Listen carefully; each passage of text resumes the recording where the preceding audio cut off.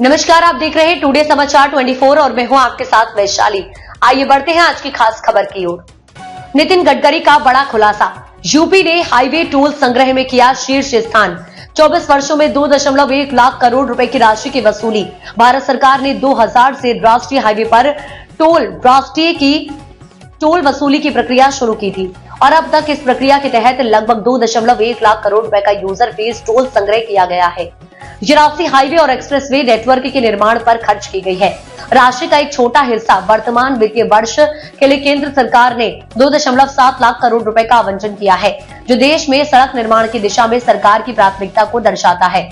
पिछले 24 वर्षों में सार्वजनिक निजी भागीदारी पीपीपी मोड में बने हाईवे से लगभग 1.4 लाख करोड़ रुपए का टोल संग्रह किया गया है। इन परियोजनाओं में सबसे महत्वपूर्ण परियोजना NH48 का गुड़गांव जयपुर कॉरिडोर है, जिसने उपयोगकर्ताओं से लगभग 8,528 करोड़ रुपए का टोल संग्रह किया है। यह आंकड़ा यह दर्शाता है कि कैसे निजी कंपनियों ने इन हाईवे परियोजनाओं में किए गए निवेश को पूरा किया है।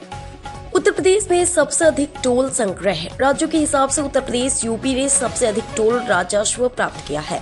यूपी के पास देश का सबसे बड़ा हाईवे नेटवर्क है और यहां से भी सबसे अधिक यूजर फीस वसूली गई है।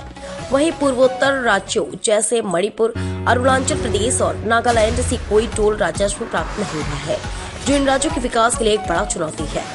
45,000 किलोमीटर राष्ट्रीय हाईवे पर टोल संग्रह। वर्तमान में भारत में राष्ट्रीय हाईवे की कुल लंबाई लगभग 1.5 लाख किलोमीटर है, जिनमें से 45,000 किलोमीटर पर टोल वसूला जा रहा है। सरकार केवल उन हाईवे पर टोल वसूल करती है जो कम से कम 2.5 लेन चौड़े होते हैं। वर्तमान में राष्ट्रीय राजमार्ग प्राधिकरण NHAI का लक्ष्य है कि जितने अधिक हाईवे टोल के तहत लाए जा सके ताकि राजस्व में और वृद्धि हो सके। सरकार की विशाल निवेश योजना। पिछले 5 वर्षों में सरकार ने राष्ट्रीय हाईवे के निर्माण और रखरखाव पर लगभग 10.2 लाख करोड़ रुपए खर्च किए हैं। यह आंकड़ा यह दर्शाता है कि सरकार आने वाले वर्षों में भारत के बुनियादी ढांचे को मजबूत करने के लिए लगातार सड़क परिवहन राष्ट्रीय हाईवे के विकास में भारी निवेश कर रही है।